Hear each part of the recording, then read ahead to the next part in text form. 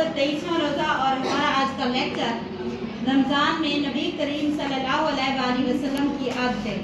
नबी करीम सल्लल्लाहु अलैहि वसल्लम रमज़ान के महीने में अल्लाह की इबादत ज़्यादा करते थे और लोगों के साथ बहुत नरमी और मोहब्बत से पेश आते थे।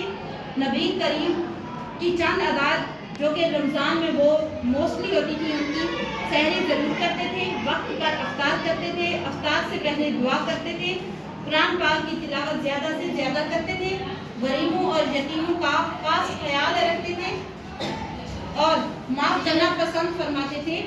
आखिरी अशरे में इबादत बढ़ा देते थे क्योंकि आखिरी अशरे में ताक रातें आती हैं और ये ताक रातें वो रातें हैं जिनमें हम अल्लाह ताला के हुजूर अपनी गुनाहों की माफ़ी मांगते हैं और अपनी बख्शिश के लिए दुआ करते हैं कि अल्लाह पाक हमें बख्श दे, हमारे गुनाह माफ़ कर दे और हमें नेक अमाल करने की तौफीक अता फरमा।